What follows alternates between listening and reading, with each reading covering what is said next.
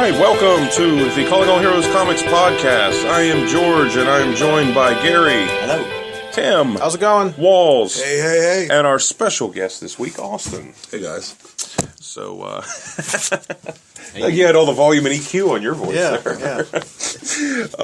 All right, well, we're back again in full force +1. Right. So that's cool. What all's going on this week? Just another day, man. Well, it's another week, actually. Yeah. But, glad it's three-day weekend. 3-day weekend. Pretty happy about that. It actually is for me. Yeah. Right. All-fair high five. And no high five for me. Sorry, dude. Yeah, you hear Kramer didn't speak up. He must have to work. We're rubbing it in. Yeah. Girl. Hey, I know you went to the bug show, the Volkswagen show. Oh, yeah. this weekend. That's why I wasn't here. Sorry. Yeah, Sorry. Sorry about that. Did you get any feedback on the the Beetle? comic book Beetle? Oh, yeah, man. It's just like a parade every day when I drive it. I mean, everyone's just like, it's either one of two reactions. It's like, why did you do that? And did you do that yourself? I'm like, well, I have, everything's up here in my head. I got all this creative stuff going on, what I want to do, what I want it to look like. But, whenever I paint, it looks like Stickman, So, luckily I have talented friends. So, I supply the beard. They come. I know last week I caught a ride home with Tim in that Beetle. And there's a lot of humanity in the front of that Beetle. Well, what was funny was how many people were looking. I mean, it was like he says a parade. That's not an exaggeration. I mean, from here to Ellerslie, there was probably 14 or 15 different people that I noticed people pushing their babies and then just kind of like, what is going on? And they all had the Bruce Willis look. What is this? Kind of a face. And while it only took 3 appointments to the chiropractor for me to get my body to feel right again when I got out of it. It was still fun. He literally had a panic attack when I started down the road. Yeah, I was like, you need to slow down. You're scaring the crap out of me. I think it's the only car in the United States that has man thing on it. That's for sure. I think you're probably right. Yes. That's awesome. Yes. And that brings a smile to me, too. Yeah, and everyone's just like, well, who's that? Who's that? I'm like, well, if you don't know who these people are, I'm sorry, I can't be friends with you. You just weeded yourself out and thinned out the herd. Yeah. That was a good time. I've had people follow me in my driveway to take pictures of it. I'm like, really? You're invading my home here. Just, But of course, I let them take pictures. Sure. I think it's cool. Yeah. I love it. Yeah. No, it is cool. And it says Calling All Heroes Comics on the roof. I mean, you can't beat that. It's like free advertisement. Yeah. It's funny, man. Circle of Life. Simba and all that stuff. Right? It's Calling All Heroes Comic. That starts with Gary and then comes to here and now you got it on your car. And doing the bull dance. What we're thinking, Walls, is if you just get a tattoo on your chest that says Calling All Heroes Comics, that way we're all kind of connected in the circle of life.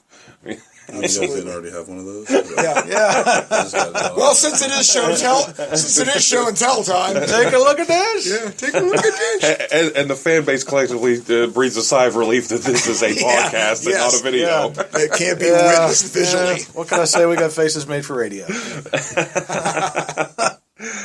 Well, on to other things this week. The True Believers, they released Ant-Man and the Wasp, and then they also released what they called Iron Man 1. I've been enjoying those, man. Yeah, they're cool. I mean, for $1, $1, can't beat it.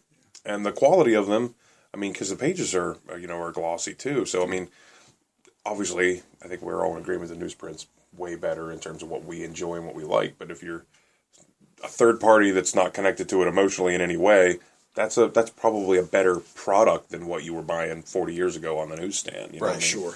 Well, I've always had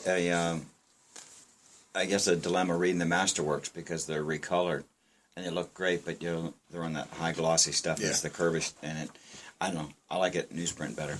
Sure. It's got more of a subtle feel to it. I agree for the old stuff. I mean, it's cool, and I think it's probably more appealing for those that had not went through that and had seen it, or maybe seeing it for the first time, and getting introduced to Kirby and whatnot. But for me, it's hard to look at the gloss. It's just hard for me to look at the glossy because my mind has been, that newsprint forever. Yeah. I open up and it's cool. I mean, it's cool. It's just a little too vibrant for me. I like earth tones. The newsprint gives it sort of an earth tone feel to it, or in most cases anyway. And that, of course, doesn't apply to new comics. With the computer coloring and stuff. Yeah. That's all great. It's just looking at the old stuff that's recolored that we don't like. That's just what we grew up with. Right. That's what we're used to, and that's what we expect. Yeah. There was a period in Marvel with Fantastic Four, like the Walt Simonson time, leading up right before Paul Ryan came in. the colors on it I always thought were just so flat, like it was almost a chore to read through. I don't know, I didn't like it. And then once around 352, 353, they got a girl from X-Men named Gina Going that started doing the coloring, and it just started popping off the page, and just was so much better. Well, obviously Dave Stewart is my favorite colorist. If you guys read anything, he does, Hellboy, Black Hammer. He does all that stuff. He's redoing this. Right. Yeah. Right. And he uses more, as you would say, earthly tones and everything. Have you ever seen that? It's really nice. It's amazing. Real nice coloring. Yeah. Sweet. So we got, I think there's 8 or 9 of those out so far, and there's still a few more coming. Yeah. That's awesome, man. That's the first thing I said when I come in here Wednesday. I'm like, well, what new True Believers we got in here? I think I'm going to have to scab one to them. Cause, I wouldn't be surprised if DC doesn't do it. And they've done some. Was it First or Image? You've had them in here. Yeah, Image Firsts. And then DCs are called, I don't recall offhand. But, and DC celebrated Kirby's 100th birthday this year. They put out like number ones of the New Gods special. There's a Dark Side special. I love the Manhunter one. Yeah, there's a Manhunter Because that new demon story. I loved it. Yeah. It was really cool. Yeah. Keith Geffen. So that sounds like cats. Yeah, right. But they I thought what a great way to pay tribute too. Cause, right. Unlike, I guess we'll probably get into it. Unlike Marvel now, that's actually like a thank you to the fans. Yeah, no kidding. Well, we were talking about that article a little bit before we started, and I didn't really read the whole thing, but I did get the gist of it. And yeah, I agree with it. I mean, you're kind of leery of going in, and we're talking about the Marvel quote unquote reboot that they're doing, by the way. Yeah, it's like it's not a full clean slate like DC did with Rebirth, and at the same time, it's not like they're trying to basically bring back the old characters, like, hey, we're sorry, and pacify all the longtime fans, which we all are, and then at the same time, they're trying to have them coexist with the newer characters they made up that quite frankly, weren't selling books, aren't moving enough to maintain their own titles. Yeah. So it's like, are you really doing it like as a, hey, thank you, or we're sorry to the fans? Or are you doing it because you don't have another choice?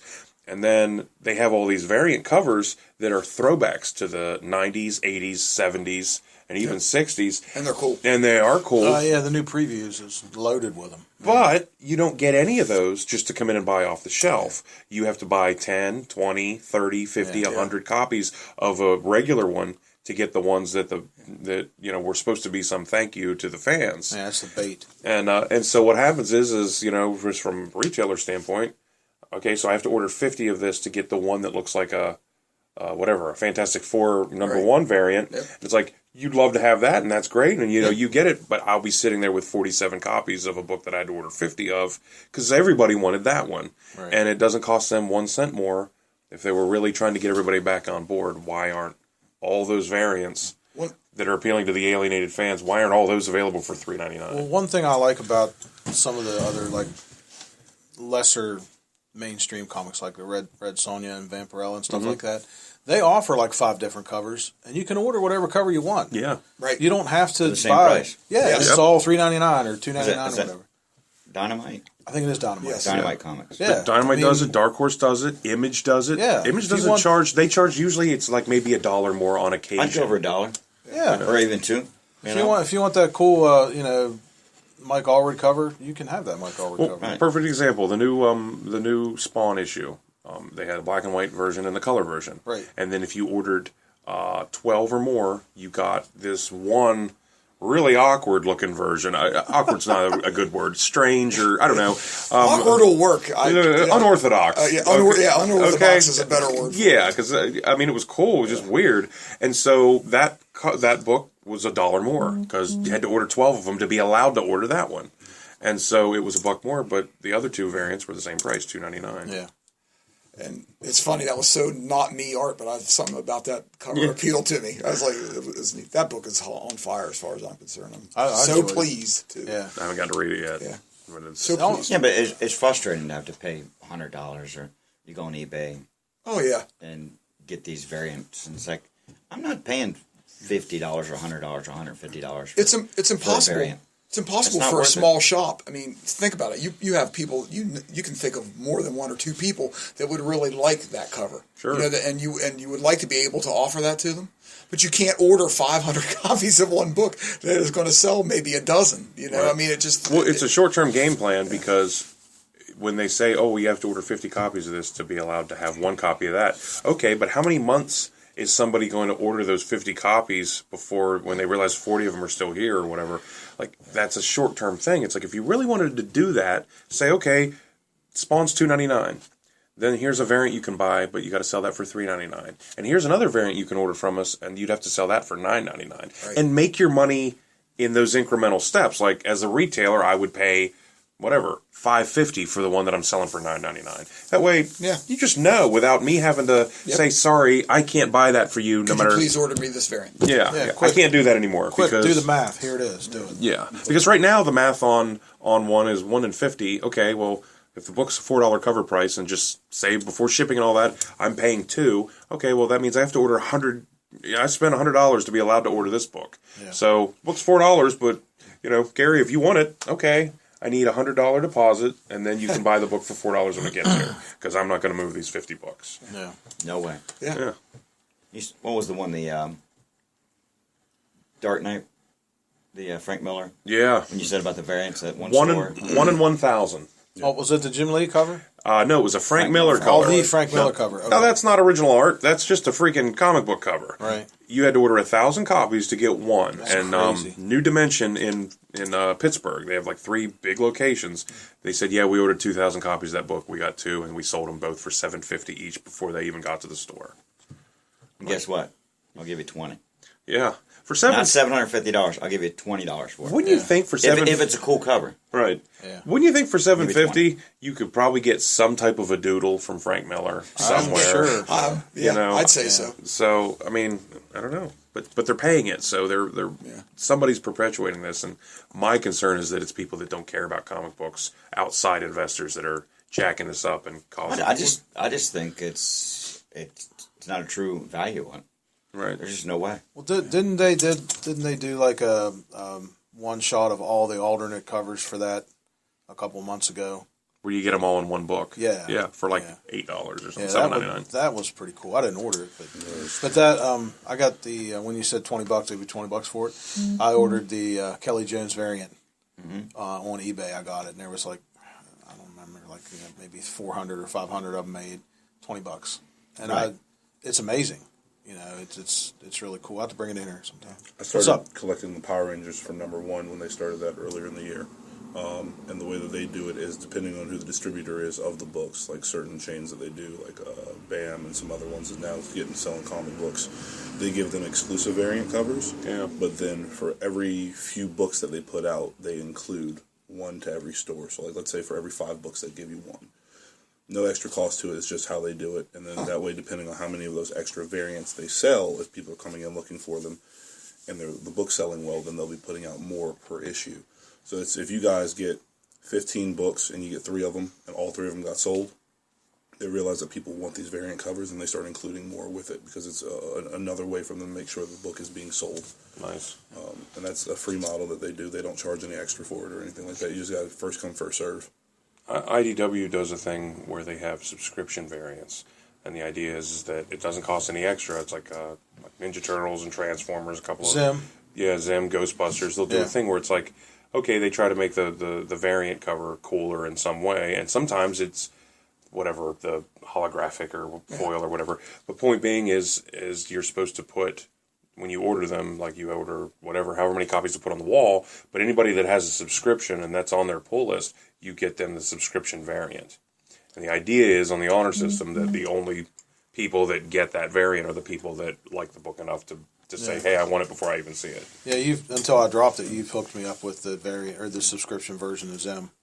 Yeah. Many times, and it's cool. But you know what? Like with the Judge Dredd storylines going on now, sometimes the regular cover is better to me than the variant. I agree. And we can all agree with that. Point taken. Yeah. Absolutely. and that's what kills it. I mean, it's a 1 in 100. I mean, some of them are spectacular. They are, because they usually pick somebody big in the field. I mean, in most cases, they pick somebody, that's well known. Well, Arthur Adams did one that I have, and, I love his work. A lot of people do. That's a good selection for an artist for a variant cover. But some of them just, to me, I've seen ones where I'm like, well, the regular issue looks, it's cool. Well, if you're looking at two books and you can't tell which one the variant is, then is it really it's a really variant? not a variant? Yeah. Well, look at Portatio doing the Suicide Squad covers. Oh, yeah. Man, that's just like a bonus, man. Yeah. I bought one just because he did the I've cover. been getting them. I like the cover, but I bought it for that. It had Bernie tribute in it too. It was I think he should wake up and start doing some books again. I mean, Yeah. Well, you guys can't see it, but we're looking at Generations, the new Wolverine book that came out, and that is the regular cover, and that is the variant. And I'm sorry, Regular cover. the regular cover with them in Japan, yeah, hands over, That's it. right? Yeah, and yet I'm supposed to charge $1 over cover price for this book, and I don't. Sorry to hear that. Well, I would think that you could, if you put out 5 variants for, and you're a completist for Wolverine Generations or something, and you maybe it's a miniseries, and you're going to end up, 30, 35 books and stuff, as opposed to 5 books. I think that's pretty cool if you just put them out at cover price. Right. You know what I mean? Yeah. If you want to make 5 different covers, and I like all of them, and they're the same price, I might buy 5 copies of one because the interior is all the same. Yeah. For being a completist, Right. I'm like, I want all 5 of them. Jim Lee, X-Men #1, 1990. Like, that was the top-selling comic book in the history of the business that year. Remember? covers. And they had 4 or 5 different Yes. covers or Yeah, whatever. and they weren't any extra money. Nope. No, they weren't. All And they same were all by price. Jim Lee, and they all sat beside each other Yep. and made that picture. And I can say I have them. I can say I have them about 18 times over because that's how many of them sold in 1990. Right. So, and their numbers were crazy. But I think Marvel's in a lot of trouble because if it doesn't have Star Wars, if it doesn't have Star Wars on it, it's not moving, and they're already seeing that this Generations thing, Legacy is not catching on. Well, speaking of stuff that has a low print run and stuff like that, I brought this Surfer 13 in. You didn't get to see it yet, No. but I was really pleasantly surprised whenever we were talking about how Kirby has had an effect on pretty much everyone. And you can't see this. Maybe George will take a snapshot of it, but check that out, George. Oh, wow. I mean, there's a lot of influences there, but I mean, when I first turned the page, I was like, "Whoa, tribute to the King, man!" I mean, that just really, really nice stuff. I also never saw it. Mike Allred. Yeah. Yeah. And I think he is really underrated. I mean, I really enjoy his stuff. I don't buy everything he touches, but I was on at the beginning. My buddy Les DeLauder, shout out to him. He turned me on to Madman when he was with starting out in like 1990 with Tundra, and that was a super small remember those publisher. books. Yeah, it was like a miniseries, and then it just took off. And he's actually Graphic music, I think, was the first appearance. graphic music. But he's actually he's created so much stuff like iZombie, if people know what that is. Yeah. I And do. he's done a ton of stuff, and That show's interesting. I mean, he's not everybody's cup of tea, but I can see like absolutely. a little. You can probably agree with me. I can see little Burns mixed in there. I mean, just like some heavy stuff, and it's a good story. I mean, not everybody's going to go out and buy it, but it's just neat. Keith Yeah. Giffen, And I think Keith they're Giffen gonna- does a nice Kirby-esque style. Yeah, I think they're going to keep doing. Did you tell me they're going to keep? Yeah, they're going to continue with Surfer, Yeah, but so it's good for me. its numbers had dipped down to around 13,000. Yeah. I mean, 13,000 copies sold a month. What's the top nationwide. selling comic? I was going to look that up. You know what? I just What are the looked at it. numbers? Not what because it changes every month. Right. Let me guess. Squirrel Girl. No. You know what? Yeah, I'll definitely come back to that. I'll look it up and find out, and we'll come back to it. I think Batman was one of the top ones, and I know there was a book they said that not too long ago came out and did like a 250,000 copies. Well, the guy that's doing the art in Batman right now is pretty solid. You actually said that. Who's that? Is there one up there? I can't remember now. With the Joker and Riddler, Yeah. or Riddles or whatever it's called. Sorry, it's escaping me. Yeah, but no. Did you see the latest cover there where it looks like they're on the Joker's checkerboard or chessboard? That's They're not coming. I mean, that's just killer. And like if somebody said that's a variant cover, it's $1 more. I mean, I wouldn't have blinked an eye at that. Count me in. Sidebar: I didn't say anything negative about Squirrel Girl. Most important adventure. I usually do that all the time. I reserve shenanigans. Well, the one subject that I wanted to touch upon was trade paperbacks. Mm-hmm. Whether or not there's been many series that I've debated whether just because I know it wasn't going to be worth anything per se, and of course I don't collect comic books anymore for that. Everything that I get I actually read. But, do you wait for 6 issues or whatever, a storyline to come out to get the trade paperback, through your retailer and buy it, just read it all at once? Or, because if they, excuse me, if they don't sell initially, then I don't know if they'll put any more books out, with that character. Right. So Janin is the name. Janin. Yeah, Mikel, Mikel, Mikel Janin. That's really cool. It's solid, man. I mean, in the inside of the Batman, what are we looking at? Number 29? Yeah, That's a it great just cover. keeps getting better. I mean, I really haven't bought much The Batman. interior works is nice. Yeah. If the kid in the candy It's store nice. can I haven't comment bought on much your- on Batman your- since, That's clean. what's that? I said if the kid in the candy store can comment on your on the topic you just raised. Yeah, go. As a young broke individual, the only time that I specifically will wait for a trade paperback is if it's a multi-issue crossover story. Especially because in that sense, I don't necessarily have the funds to go out and purchase all 16 books of what's happening in the Civil War. But if I wait for the trade paperback, they'll include each individual story Yep. in that. Also knowing that it's a crossover event or a multi-issue event, that it will circulate and they'll get those sales, then I can wait for it.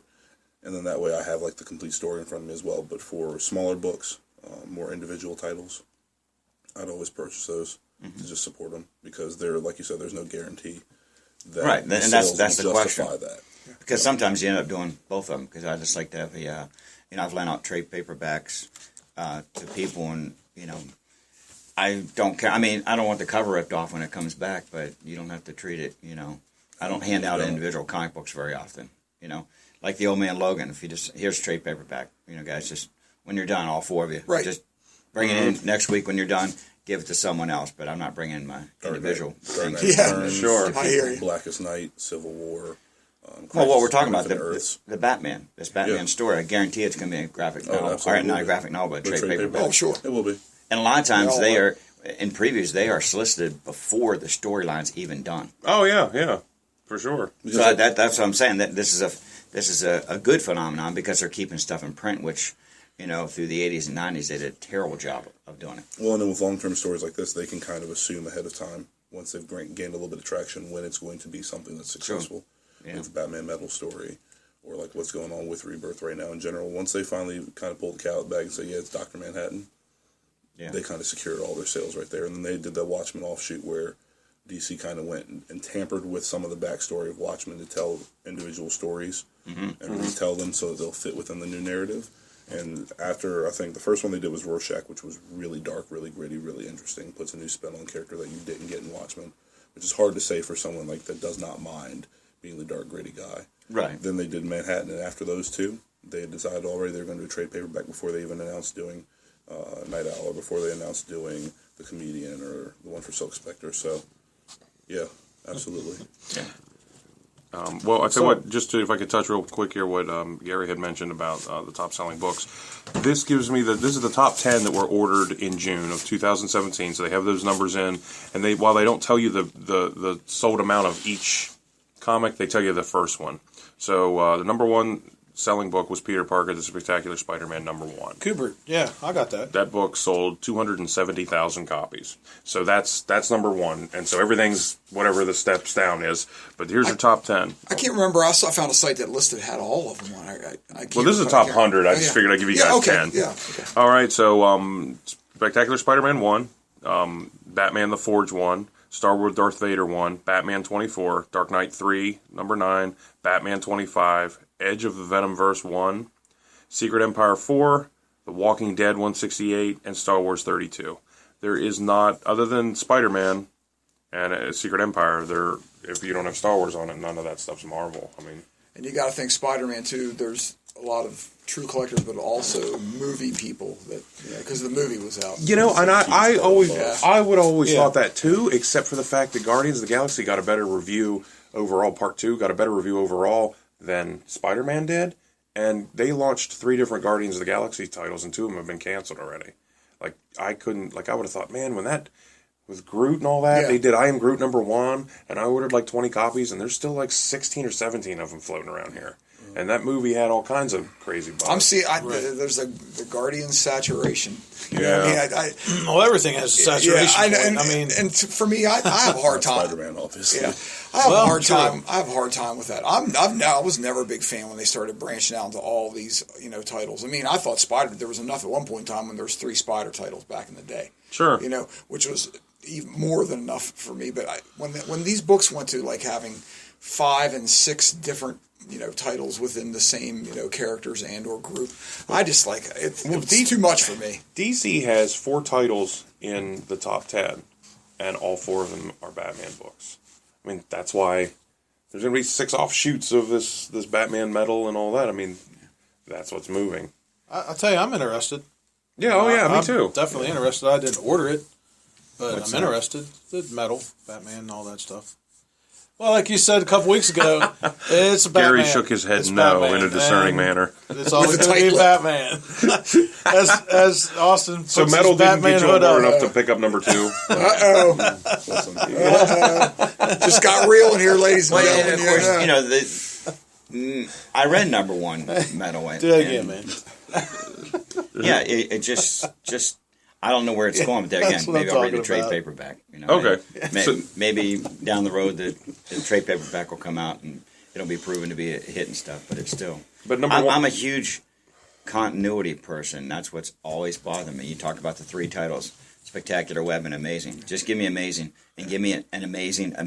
Yeah. I don't need 3 copies. Keep to the title. Yeah, You know what I amazing. mean? Yeah. I loved Legends of the Dark Knight when it came out with Batman back in the 80s. Right? yeah, 86. Yes. Right, because they were telling backstories of things that might have, that happened, but still fit in the continuity Right. of, it's like, oh, well, here's a story we didn't do back in 1968 in between Neil Adams' run or something. You know what I mean? Oh, that, They that put it in there. Venom storyline? Huh? That Venom storyline and Yeah. the Legends, that was amazing. I loved Yeah. that. So I still have that, I'm all actually. for that, but the mess that Marvel has made, and I've been real hard on them, they have just made an absolute mess. And then DC's getting this metal thing where they're telling a story is it an Elseworlds, you guys said? I don't know. We don't know It where it's went going. overly One clear. would think. Yeah. I can't. But be like I said, conclusive, but- it might be the best story ever on the planet, but if it doesn't fit in with what's going on today, with 1 Batman, 1 Superman, 1 Wonder Woman, I'm not interested. See, and I don't know that I that just see it exists. I just see it as a make believe story, and of course I'm joking because it's all these stories are make believe. That's the point. Yeah. That's kind of cool when you mention the thing with 1 Batman, 1 Superman, 1 Wonder Woman, especially with what's going on in the main storyline in DC right now. Right. Is the fact that there's not just 1 Batman, 1 Superman, 1 Wonder Woman. With DC having always been a multiverse type deal since Right. like the Infinite Crisis, and then them exploring Rebirth, which is not a reboot, but a finite way of them saying, "Hey, this is why all of these different storylines from the Silver Age and Golden Age and current are all linking together." You can tell so many different stories and then actually find a cohesive way to bring them together to make it tangible. So what's happening in Batman Metal right now might be that they end up finding what the God material is that'll kill Manhattan, and then Batman from Earth 16 will somehow get sucked into the story next time Flash gets on the treadmill, and they'll give it up to him, and then it'll play right into what's going on in the main storyline. And it might just be an offshoot story that they're doing right now, but they could bring that into the main story with what's going on. But don't you think, though, that, like, for somebody that's... Because I tend to lean closer to Gary, I think, in terms of wanting there to be, like, a main run here. Like, there's a main story, I think that is a huge commitment that you're asking of the audience. I mean, that's cool. You know that. How much money do I have to spend to be able to have the same perspective that you have on that many universes? Understood. I mean, I don't know. I'm asking. Yeah. Well, No, again, Austin, I'll give you the parallel universes. Now, I don't have a problem if you have 16 different parallel Batmans, and you can write a story and bring them all together. I have no problem with that. I got a problem with having 3 different Spider-Man movie or comic books, and they're all the same Spider-Man Yeah. in the same timeline. Yeah. And they have different stories. So what happens in Spectacular has to, like we did the Craven. What was that called? Craven's Last Last Hunt. Stand. Last Yeah, Last right. Stand. So that's a cohesive thing that runs between. It doesn't make any sense to have 3 different titles of the same character you're not wrong. during the same timeline because what happens here has to happen here.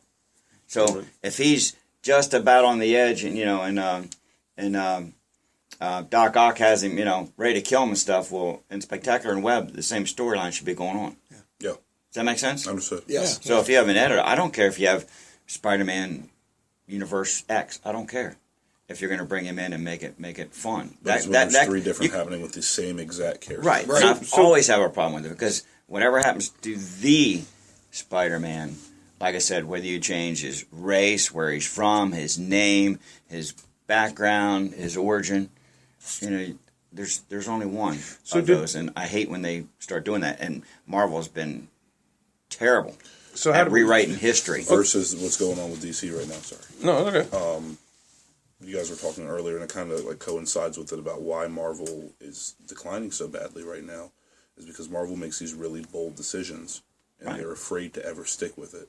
Because I truly think Marvel is afraid to upset people, versus DC, who will kill off your Barry Allen and then leave him dead for 30 years before they decide to bring him back. And they won't make any apologies for it, or they won't do this, but then they'll find a way to bring it so that you do kind of thank the fans for their commitment, and then also without it ruining what it was that you were doing. Yeah, but I think too, though, that with them having all those multiverses, it's almost like kind of reminds me of Rick and Morty when they're like, you don't have to have, you don't really have to worry about having like any kind of like a relationship. Like love doesn't really count here because there's an infinite number of universes, and if I leave my daughter stranded in a world of mutants in this world, I can go live with her comfortably in this universe. It's almost like there's no stakes whenever you can just jump to a different universe. Yeah. Well, I just think Marvel should stop doing stupid stuff like killing people.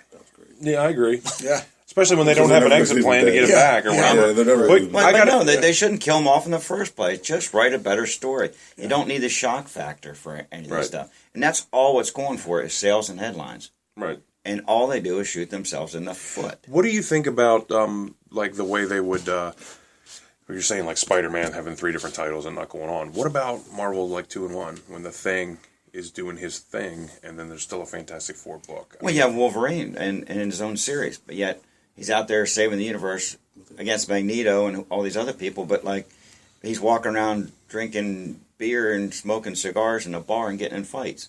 Just like assume it's like at a different time. Yeah, exactly. I'm saying, when did this happen? Yeah. In between saving the world and the universe? Yeah. I'll tell you, when you touched on the Thing, like the 2-in-1 and all that stuff, that gave me like really feel good stuff, because that was Me too. Those books. I was young when they were new.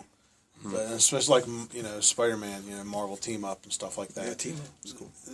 There weren't like 16-issue runs. It was like a story. Yeah, they were just You can pick it up and say, "Man, I got a quarter. I'll read that." It's a whole story, all in one. You don't have to go find 16 other books to get what you're looking for. I always liked them, and they're nostalgic for me. And I guess that we share that same experience. For me, I love the team up and the 2-in-1s. I just thought they were sort of cool. And it was crazy matchups. Yeah. Man. Like who? I mean, Right. where do they even come up with this? Valkyrie and the Thing. Like, what is going on here? And of course, the biggest thing is I sound kind of angry about all this, but all comic books should be fun. Which Marvel 2-in-1 team up, they were fun. That's good But stuff. regardless of what I'm talking about, even the darkest Batman should still be fun to read. Absolutely. And I get so frustrated with Marvel and DC because they just make a mess out of everything. Yeah. Because they're trying to grab headlines. Yeah. I'll tell you what. Let's kill Superman. Yeah. No, don't kill Superman. let's But their best stuff don't is do when they're that. not trying to, what you just said, when they're not trying to grab the headlines. Like, I think the Killing Joke, they grabbed headlines because... It was good. That's what I'm saying, but it wasn't for the sake of shock value. Right. Grabbing. Oh, no. Like, that story is from start to finish that story. In and of itself, it completes itself, it wraps itself up. But the things that happen in it are so good because it's a complete story that it was shocking. Like, oh my God, he shot Barbara. Well, like Infinity Gauntlet. I remember that book coming out when I was a kid, and and picking the 6-issue miniseries. I loved that, and it wasn't. They weren't doing that to somehow make sure CNN covered it. But that ties in with the Marvel Universe. Right. Oh, yeah, exactly. Right. Thanos, that's part of the Marvel Universe. Yeah. Which is pretty cool. And I like things like that too. One of Those the types like fall But if from during the Infinity fall Gauntlet from grace, they I thought fall killed from grace Thor. is really cool. They killed Thor, and then we got a problem. Yeah. one of the go ahead. Just real quick, I wanted to say, I know the con's coming up. I don't know if you guys saw, but in September. I want to say it's the last weekend in September. Hagerstown has a Comic-Con. It's called the Four State Comic-Con, and it's small. I think it's only $7 or $8 to get in. But there you go. There's only goodness. there's only one artist that's going to be there, and most of it's like, I guess they have some Walking Dead people. There's a couple wrestlers that are going to be there. Is it John Byrne? No. Is he going to be there? No, it's not your boyfriend, John Byrne. It's my BFF. Ron Wilson's going to be there. And in my experience, when we go to those... Ron Wilson's going to be there? Yeah. Oh, I think that's when you, worth double that price of admission. but I'm just thinking it's $7 when you walk into that room and it's mostly wrestlers and TV people and, it's a very small thing. Yeah. That's an opportunity to go in there, and most people are not going to, I don't think it's going to be like the McFarlane line. You can probably walk in there and talk with him, get something done. I mean... Yeah. To meet one of the nicest guys in the comic book world. So I was thinking, I know it's only a week after the Baltimore show, but He's going to be in Baltimore as well. Right, but I'm just thinking because the cost overall, I think if it's anything like, you go to, for example, I go to a wrestling show. If it's in Baltimore, there's guys there that are getting on it, signing stuff. They want $25 a piece. Yeah. If that show is in, Hagerstown, they're selling stuff for $5 a piece because you recognize the market. And I think in that situation, probably go in there for not too much money and get something pretty sweet because he wasn't. I think he was out of line on his pricing anyway. Right. Did you say? Was it Dean that got something from Ron last time, or He did a recreation of a Werewolf Werewolf Night 19. cover. 19, yeah. sweet? Full size and everything, and obviously it wasn't as detailed, but it was. It's it was pretty sweet. It was 90% there. Wow. And you'd pay It was pretty sweet. hundreds of dollars for someone to do that, Sure. and he did a great It was job. $1.25. It was, Yeah, something like that. You guys were talking about the trade paperback situation there a little bit ago.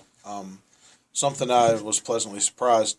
I talked about a couple weeks ago, that Plug and Beasley thing, the Thicker Than Blood. Yes. Okay, that was an original, very small print run by, it was called a press called Full Circle, like in the 90s. And I didn't realize that. I mean, I missed getting on the boat for the Kickstarter thing. The Kickstarter thing's over. They met their goal, and they've got like huge response from it. Obviously, they went above and beyond their goal.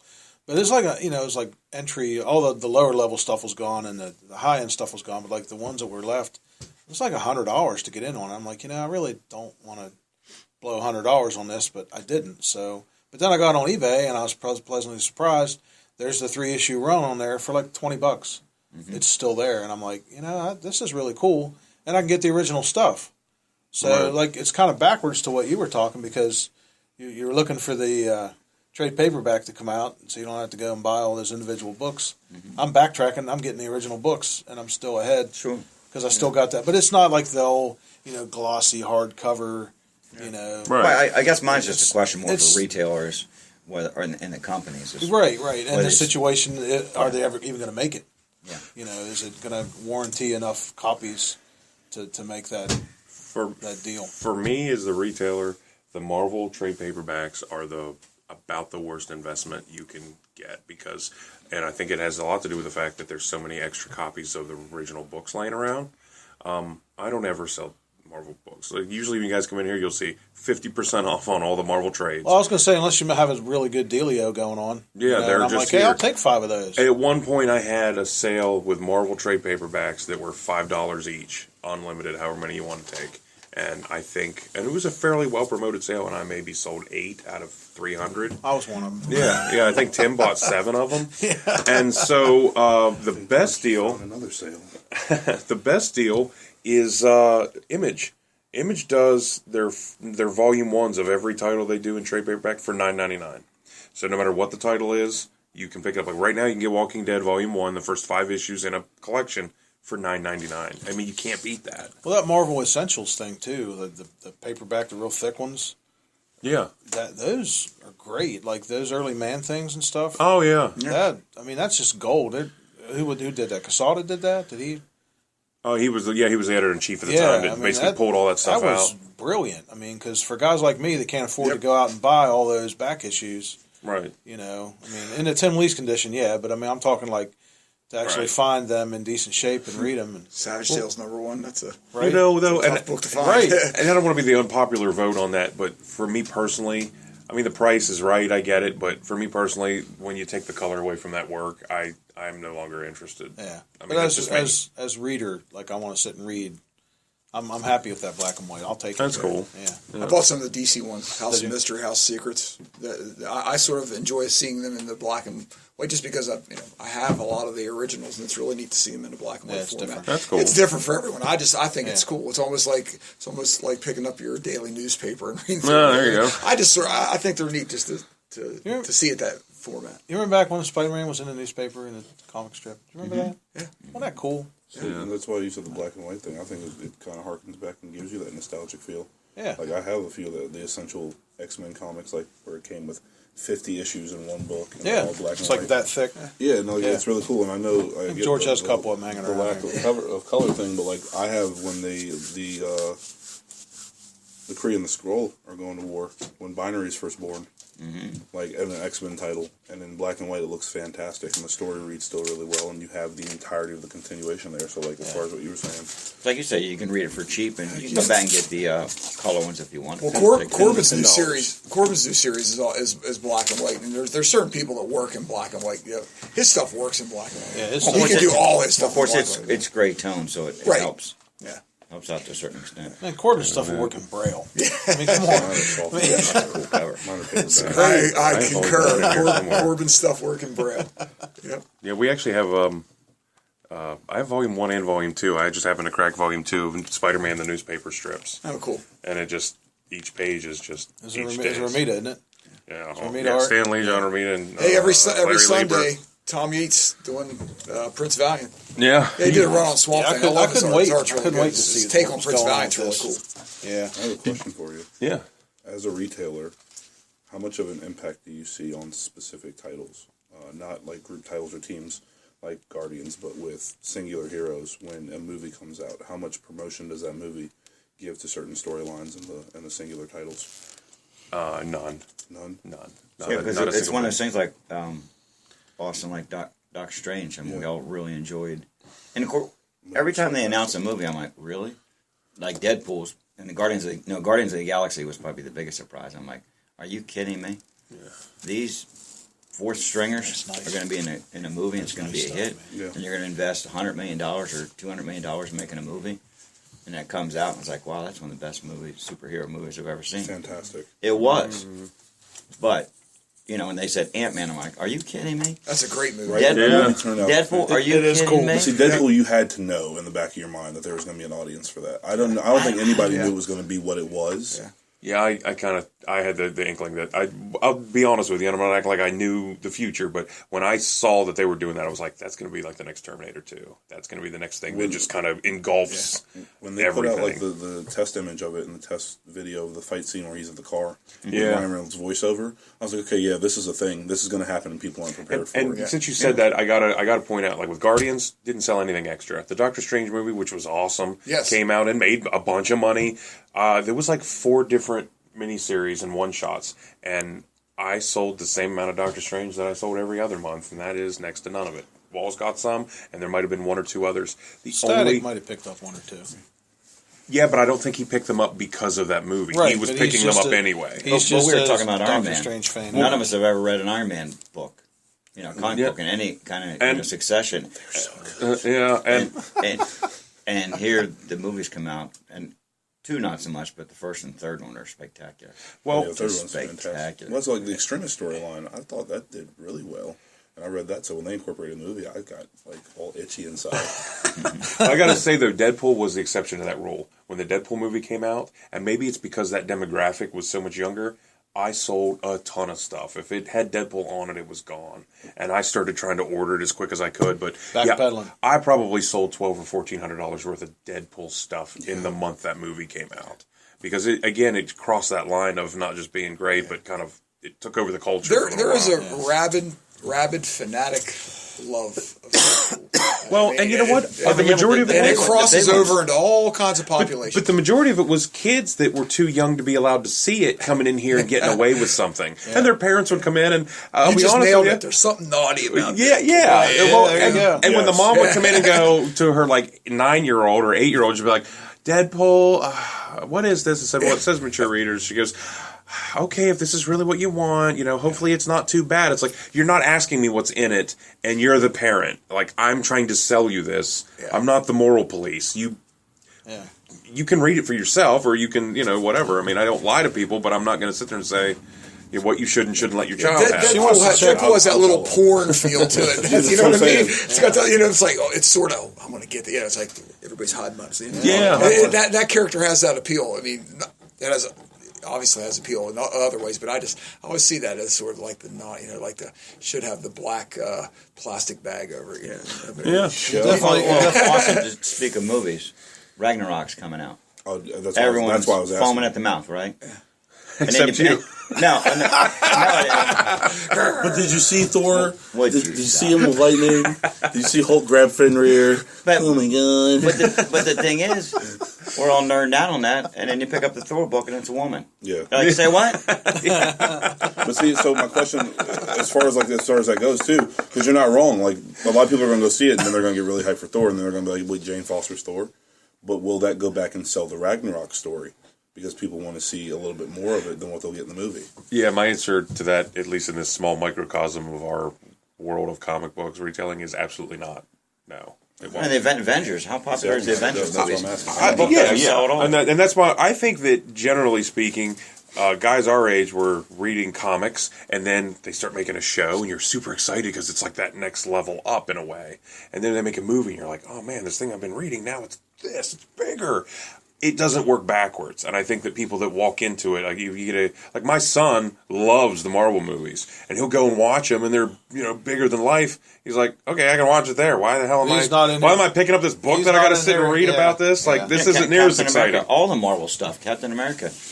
George can tell you how many Captain Americas he sells And in that's one. what I'm saying. But I think The movies the only, are wonderful. I think the only translation of that will be like for smaller obscure characters. Yeah. Like Guardians didn't really do it, but like you said with Deadpool specifically as an example, and the one that I'm thinking of right now, like when you talk on the multitude of people that read comics and you find the smaller obscure characters and then you give them something like a fantastic movie that just like blows their mind, and then they just want so much more of it, and there's limited media out there for it.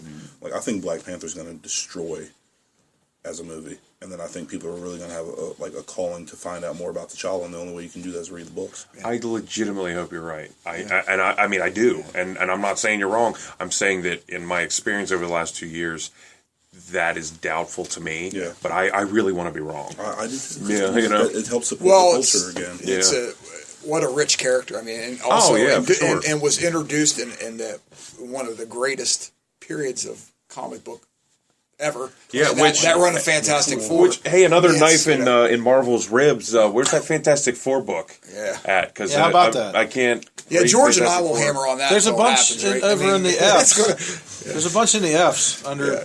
Because those guys are sitting at Marvel offices right now going, hey, there's these guys that do this podcast, and they just won't stop complaining. Could we please pump out a Fantastic Four book? Just make it a reprint. They won't notice until 3-4 months from now. Waltz. Does that have a T in it, that guy? We got to get rid of that guy. But yeah, it'd be great to have a Fantastic Four book. Amen. And well, you were talking about do the movies have any influence on sales? I mean, did the Wonder Woman day... but see, that's a different thing though, because that was right after the movie came out, right? Remember? And they correlated that really, really nicely. They have Wonder Woman Day. Now, the way it usually works, Free Comic Book Day is huge because it's been around for 15 years now, right? And so everybody that's into it already kind of knows. And then you also get some coverage in the paper and all that stuff. So you draw a big crowd. Then they had Batman Day. Batman Day drew roughly half of what Free Comic Book Day does, but it was the first year they'd ever done it, and we promoted it as such. Wonder Woman Day drew roughly half of what Batman Day drew. But again, it was a great thing. It was a great promotion. They sent, buttons and rings and all this stuff. Yeah. And there was something about it too that kind of had the girl power thing going on. I tend to be a feminist anyway, and I think it was really neat that there was something that little girls were coming in and really being stoked about. And also from a business standpoint, that's a completely different demographic that we usually don't see standing in here. Which is why I'm saying I think Black Panther is going to be huge, truthfully, because of that last part you just brought up. Yeah. A different demographic that generally don't really read comic books. Right. I'm an outlier in my community. And now you're going to have a lot of people that are going to have a lot of interest in it because they see a representation of themselves that they otherwise weren't exposed to. That's cool, yeah, man. And he's a great character. And that's It's a what great He's point. a phenomenal character. Yeah. He's a great that character. has not been I love him. that He's a has great not character. been explored. No, and like there aren't a Yeah. lot of characters that have, aside from like the way Cap's portrayed on the screen, there aren't a lot of characters that just have that regal nobility about them. Like the Black Panther walks around knowing that he's that guy, Right. and doesn't like have to do like the Tony Stark and really boast it, and he doesn't like do the Bruce Wayne and not show it at all. He's just kind of like happily in between those two, That's a great and that's point, going to man. relate a lot. Yeah. It's going to relate a lot. It's a noble character. It truly is. I'm not saying that, just in the comic book sense. Right. A very noble character and a great character. Yeah. I agree. I'm definitely on board with you. On But that. I think to answer your question, overall, the movies are wonderful Yep. for the comic book industry, and have probably, I wouldn't say saved them, but have definitely given them a shot in the arm because the Marvel movies have been so successful. The public cannot ignore the fact that they're comic books. Never. What I think should be happening is that they're making so much money on the movies and they're doing so well on that. The movies very much are paying for this, and it's like, wow. Especially, it's been like a decade now of these movies coming out, and I don't think any of them have failed. So if you're pumping these movies out and they're making all this money, this should be your safety net to be a little ballsier and a little gutsier when it comes to putting out some original stuff and not just rehashing the same old stuff. Leave Fantastic Four and the Incredible Hulk and Wolverine and Spider-Man. Like I said, leave those guys alone. Let them just do what they do and start introducing new stuff that can be risky. Because if you're only selling 10,000 copies of Silver Surfer and you're only selling, 8,000 copies of the new Avengers book, you have nowhere to go but up. Why not do it with some new property that 3 years from now they're going to make a movie about and you make $1 billion again? Right. Because they could crank that And one of shots course, of and new of course- characters out every week. Yeah. We're not even speaking of the Netflix, the Luke Cage, the Yeah. Preacher, Defenders. the Defenders. Yeah, Iron Defenders Fist. started slow. Defenders A pretty lot of cool. money on Yeah. that right now. Right, but I'm saying that helps out the industry. Yeah, it does. Because there again, you got Iron Fist. If I was walking down the street and showed a picture, what's it, Daniel Rad's name? Daniel It's like, Rand. Rand. It's like, who's this guy? And I have no idea. Well, here's Netflix. Watch it.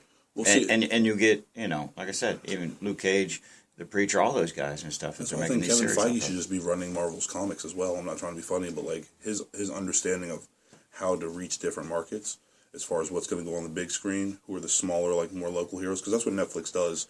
Is they take the guys that wouldn't necessarily fit on the big team on the big screen. Yeah, Right. the street level And guys. Exactly. You have the A team and the B team, and the B team gets on Netflix, but they still have this much exposure. And his suggestion at one point that I'd read an article about was, why don't we have our own separate comic book universe that follows the events of the cinematic universe? And that way we can tell these in-between stories. Like, what was Tony up to in between these movies? What new villains did he fight? And then instead of having to put all those on the screen that fans are asking for, you can put little subtle hints to it. Like, you can have a piece of Crimson Dynamo's armor in Iron Man's workshop next time. What they Have did it with based Star on that. Wars, basically, what they've been doing with Star Wars for 30 years, and that is telling the stories in between the movies. Yeah. And little moments. And there was a book that had come out. I think Marvel was the ones that published it. It was like a, it didn't have pictures in it, just kind of like a novella. But it was called Tales of Jabba's Palace. It had 4 little mini stories. And I won't go too far down the rabbit hole, but if you guys remember in Return of the Jedi, the big Rancor that tries to kill Luke Skywalker, and when he dies, the dude with the towel on his head starts crying there at the end. There's a whole story about how that guy, the Rancor Keeper, was training him, and that creature had been taken off his home planet and had been there for 30 years in the solitude, and that he'd been basically spending all this time and money building this plan for this to be able to buy this ship to basically sneak him out, get him on a ship and take him back to his home planet where he can be just on a planet of these Rancors. And the night before that happened, Luke is the Luke guy. Skywalker falls down to the thing and kills him. And it's like they tell this whole story around that one little moment. That's crazy. But yeah, there's like and that's all good as long as someone who is in charge is keeping this stuff and continuity Yeah. Yes, sir. purposes. It's like, so if this is what happened, don't come back in 10 years and say, that's not what happened. right. We're going to redo that. That's not really what happened. It's sort of like the Killing Joke when you're talking about the Joker's origin. And they said in there, this may not be his real origin because he's so wacky that he doesn't Right. he doesn't remember things maybe Yeah. correctly in the first place. This might be one of his stories and stuff, but they make that clear that could have been his origin. And then they allude more to it that it was because they follow through with so many things. Like for it to be an offshoot story, and have so many different things that followed into the main storyline, like Oracle being handicapped, like the Red Hood story that constantly reemerges time and time and time again, even, turning Jason Todd into what he is. Like, at this point, I think it's kind of the unwritten rule that that's the origin story for the Joker. Yeah. That's why I like the Court of Owls. You guys read it, man. What a time. When they did that backstory and stuff where Bruce Wayne's looking, he's looking for these owls and stuff, when he was a young kid. Yeah. This society, and could never prove they existed. And next thing you know, they come to light, and I'm like, wow, this is really good stuff. This is the Snyder only did reason it. I'm going to be watching Gotham now is because Tim mentioned that to me, and now I'm ruined. Gotham. It's good stuff. Yeah, Gotham. Yeah. Well, I'm through. I'm halfway through season 3 right now, and I just haven't had a lot of time. But I wait till they hit Netflix because I hate the wait.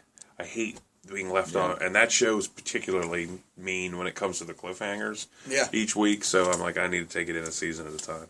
I did that with Sopranos. I watched the first 3 episodes of Sopranos on HBO, and they kept leaving these mean cliffhangers. So I told my wife, I was like, we're done till it's over. I waited a half a decade, then we bought all 5 seasons and spent the weekend watching nothing but that. That was the first binge we ever did. And in relation to, like, how those things affect the world of comic books, like, I feel the same way. Like, so many millions of people in the world do about Game of Thrones right now, because I'm going to have to wait until 2019 for another season. But the comics that they're writing, because him writing the novels takes so long, the comics have now caught up to, in the graphic novel, to where the show is. And they're going to be releasing that within the next year, and then they're going to fill that gap. Right. So you'll have a huge translation of people who love Game of Thrones, and you're telling them they can't get any Game of Thrones for a year and a half. And it's like, but we make this comic book now that'll tell the same story. Yeah. Like, how does that work for the industry, and how does that help the culture? Well, I've learned, as you guys know, I don't see a lot of the movies, but I've learned to divorce my feelings for comic books with the movies. I just accept the movies for what they are. Yeah. I just do. It's to me, it's two separate. I view them as a separate thing as well. Too. I Yeah. mean, there's Wait, obvious look- parallels, but you I have to see them. I just like them as their own little separate entity, Yeah. and I don't get super critical about, like, well, they should have, I don't get into the why didn't they do this or Right. what. They just enjoy it. So you agree Batman vs Superman was a great film? No, it was, dude. No, don't even get me started. Here we go. That's can't a even tell you. podcast. That was in good. itself. That was good. I was on That's that a podcast I was in griping. itself. I was griping about that on the wrestling podcast 3 weeks ago. They're like, "Hey, isn't this the wrong podcast?" I'm like, "I don't care. I got to get it out. I've got it down to where it's just talking points." And I've already complained to you about this, right, Austin? Yes. You're like, "Yes, I was please." listening to it at work, and I was just staring Tim down the whole time. Yeah, he was. You Yeah, don't understand. he had laser beams through me, man. Well, the new He was on his lunch break listening to our Yeah, podcast. but that's the charm of that. And Walls and I have went circles on some things where he's like, I just like it. I might be the only person out of 100 people in this, or 1,000 people in this comic book convention, but I like it. Yep. Or a particular movie, or a particular book, or But a it- musical group, and it's like, good for you. You know Yeah. what I mean? I'm not here to tell you you're wrong. It's just like, I'm just here to tell you, don't put that on when I'm in It's- the room. yeah. It's hard. It's hard. Or you're not going to be in the room. Yeah. You're going to walk away. It's funny because I do like a lot of quirky, weird stuff, And that's cool. but I like mainstream things too. But it's funny when I go to a convention, I'm like, hey, do you have any of this? And just the guy looks like me. I usually get, I left that back at the shop, or like I get this look like, What? what? Yeah. Well, you saw Batman vs Superman? I'm sorry. You seen the movie? I've seen Okay, bits and so pieces of it. Yes. 4 out of the 5 of us have seen it. 3 of us are painting it. 1 person likes it. It was terrible, actually, but I just thought there were really cool moments in it. Like, Okay. as a Oh, okay, good. I was So sitting you're here coming like, on board then. As a Fine. cohesive it was project, horrible. We beat you down. They destroyed it, but the moments in it. But I guess my point being is you're going to ask 100 people coming out there, and I guarantee you not everyone's going to pan it. Yeah. Not everyone. Someone's going to say, I loved it. And you're like, Chris. did you just come out of the Superman verse? Yeah, Christopher Wells. He showed up as a guest here the other day on our movie podcast, and he said he loved it. He said, "You know what? I looked at it like it was one of those alternate Batman it was an Elseworld story." He said that's how I took it, and I liked it. And I said that's fine, but when Superman's sitting in his sweatpants, moping around on the couch eating cereal, while Lois Lane's in the bathtub and she's super hot, and he's sitting there acting like he does. He's Superman. But then he like, breaks suck the it up. bathtub. Yeah. But then he breaks the bathtub. Yeah, the So you only get the place payoff. she's guaranteed to be naked. What is that about? I told Tim the best payoff in that. I'm sorry, I'm getting off track, but the best payoff in that whole movie was just the fight. I know it didn't last long, but that was Right. enough for me. Well, the best Batman fight ever on film, in my opinion, was that fight when he came out of the floor. Yeah. Like that was worth the 2.5 hours of my life they otherwise stole from me. So I mean, yeah. seeing them fight Doomsday wasn't terrible. They It just- could have been so much better, but And why? Yeah, why was it there? My other big question. I don't want to get on this whole. I know we've done it before, We've but been there. If Lex Luthor's plan had succeeded, what was the plan? Like, what was the end game for him? hopefully for him to destroy the Earth before Darkseid got there because he realized what great, terrible things were coming. Okay, we all saw that, and I didn't get that at all. And I've been reading this stuff for 30 years. I went back and rewatched it like 4 times. Well, and I mean, that's great, but Yeah. how many people do you think went to the movies and left there going, oh, that was his plan? Because I walked out of there like, what? What the hell? What the hell? Unfortunately, the director's cut does help so much more for context purposes. Because like that scene of Steppenwolf coming to Lex and like, hey, here's this knowledge you're looking for. And then you seeing the slow like degradation of his brain when he realizes there's so much more than what he can physically understand. Yeah. And that kind of drives him to that insanity point. Seems like a pretty significant piece that they should have stuck in the movie. Right? Yes. But then it was like, Could be helpful. Yeah. freaking... The thing about all the superhero movies and what's so heartbreaking about things like Batman, besides $1 billion budget and the greatest effects in the history of the world, and them still finding a way to screw it up. The things that are so heartbreaking is I go into every one of those movies wanting to love it. Like, I'm absolutely. already on your team. You have an A+ Yeah. on my report Yeah, card hit me. right now. Bring it. And then you find a way to just tear it. There's been movies I've gone into. Perfect example, the other day I watched a movie, Passengers. Did you happen to see Passengers? That one is with Jennifer Lawrence and Chris... Yeah, the guy Yeah, from from Guardians. From Guardians. Yeah, yeah. Chris Pratt. Pratt. And that is a movie where it's supposed to be in the future, and they're basically in these like suspended animation pods, like on Alien, and they're going to a new Earth, and like they pay to go be a part of this new Earth, and they basically one of the Chris Pratt's pod wakes him up out of hibernation when there's still 95 years left to get to the planet, and he can't figure out how to go back to sleep. And I don't want to give anything else away because the movie got panned. It got a 30% on Rotten Tomatoes. Everybody dogged it, and I watched it, and I loved it. I thought it was, it had a bit of a romance to it, and it wasn't just hard science fiction like Contact or like Interstellar, which I also thought was amazing. But it was a great movie, and I don't know. I forgot where I was going with all that. Just like in the fact that, yeah, I get you. I mean, like, I wanted the Fantastic Four to succeed. Yeah. Oh, What a time to be alive. Fantastic Four. Well, I got a little something to say about the. It's just our. This is my take on it. Everybody's got their own opinion. Being a child of the '70s and watching what we could at the time, Bill Bixby, the lame Spider-Man with the looked like a red hooded sweatshirt going on, throwing a hunk of rope, Yeah. And now you have this stuff that, like you said, the greatest effects ever. Like you already said, you already had me hook, line, and sinker. I'm on board. Yeah. Now, I don't necessarily have to fall in love with every movie I see, but like we said months ago, top 10. Logan, great movie. Yeah. The new Spider-Man, great movie. Yeah. Yeah. I mean, I'm sorry, BVS isn't one of my top 10, but that's just how it is. Yeah. But that's just apples to oranges, comparing what we grew up with and what we're living now. It's just amazing. Oh, sure. And super. And I guess that was kind of my point, I guess, with the Passengers thing, is I went in there with that movie assuming it was going to be an F. And I ended up loving it. I was pleasantly Bonus. surprised. Yeah. But with the comic book movies, I want every one of them to be great. And it's Yeah. like, I'm already pulling for you. So when I'm all of a sudden like, this sucks, that's because it really sucks. Well, they can be great in the one way that Kramer said earlier about what all comic books should be. All comic book movies should be fun. Too. Sure. Yeah. And if Escape. You have, Oh, yeah. and if you have those Great. fun moments, like you brought up the fight, and I thought Superman getting nuked in orbit looked dope as hell. And then when he flew back down, it was very reminiscent of The Dark Knight Returns when they fire up the nuke with Russia. And they had those moments in there, like you said as well. That's what puts it all together. Yeah. Growing up in the 70s like you guys did, you see like A New Hope. Look at the effects of that. And then look at what they can do now. Just enjoying those little moments can make the entire movie more fun for me because it's something that I grew up on in this page that is now translated to what my imagination had to work the whole scene out in being Yeah. in real time. A perfect example of that was Spider-Man 3, which I thought was absolutely horrible. There was a scene in that though where Spidey's doing the climb in the in like the sewers, and there was just a couple McFarlane moments there, like because when Venom was behind him, Right. and it was just like they took it right off that page. You know, I was a freshman in high school in 1991, and that book came out then. I was but a twinkle in my dad's eye. Yeah, right. And So you're but gonna have to that leave. scene, I just remember being sitting there at lunch and getting in trouble for reading comics at lunch because apparently that's a thing. Getting in trouble for reading comic books at lunch, and I remember that page, and that's what I was thinking when I saw that movie. And kind of like the Batman fight in Batman versus Superman, the same as Spider-Man 3.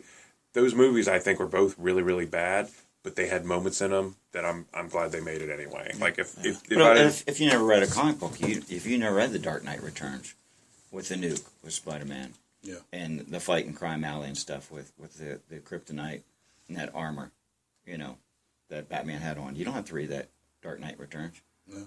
If you did, it's like, oh, or if you saw the movie and never seen it or never read it before, it's like, here, this is where this comes from. Right. But it doesn't have to be. If they put it in the movie and it's cool, it's cool. And why I thought my ignorant perception earlier of how those things can help influence sales of books and things like that is because you have this really odd split. I'd say about like 1 to every 5 people that go see a comic book movie is a comic book fan.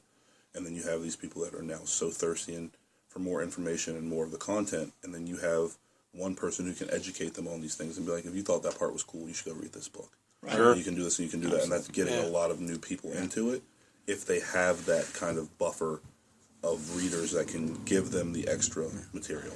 Well, I looked at the new Thor movie, and I'm like, somebody was smart enough to go, we tie this into Planet Hulk. Heck yeah. I mean, because that As soon as was we one saw, of we're like, that's Planet Hulk. well, that was one of the best. Yeah. But the point Yeah, about that, everyone's that was like, one of the what's best Planet reads in Hulk? comics. But it wasn't Thor. It was Silver Surfer that obviously Right. fights in Planet. But Hulk. that was that comic, Right. that storyline. I think was one of the best storylines in comics in quite some time. And I it was was- cool when they and at least they that's- sensed that and went, "Hey, That's we one of do- those. we got to do this." That's one of the trade paperbacks just waiting to happen. Oh, absolutely. You know what I mean? Because it's a storyline. It's like, Yeah. we knocked it out of the park. And it's Yeah. one of those things that I say to all you guys, going back to the continuity. It was part of a big, big storyline with Civil War. Well, because But it ended up being an offshoot that was just spectacular. But it stayed in the continuity. They sent him to another planet. He had a kid. He got married. And then he comes back, and it's not good for everybody. yeah, because Right. I was going to say, But you can do it's trade paperbacks for both. only one Hulk, not Planet Hulk, as opposed to Incredible Hulk or the Amazing Hulk or this or the Awesome Hulk, totally awesome Hulk, Unleaded Hulk. Yeah, the unleaded. Totally gluten-free Hulk.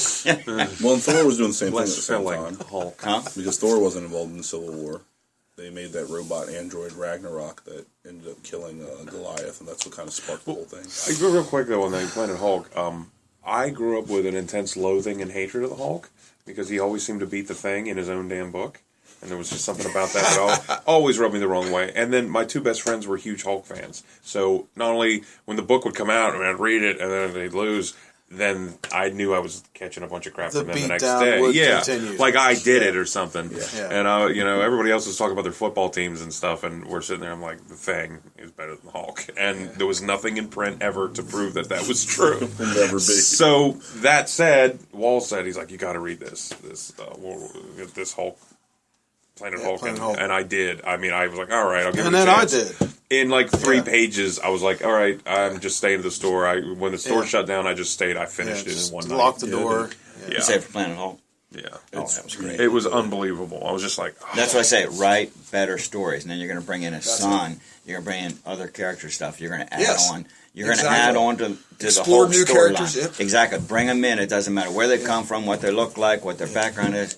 Just make them great, but just stick with the Hulk. Even And did a that's little, it. even did a little bit of background on his team. The War Bond did a little a background on where they came from and what their perspective was. And there, once again, they were sort of minor characters, but it was so cool. I love that they did that and did a little. You were talking about that.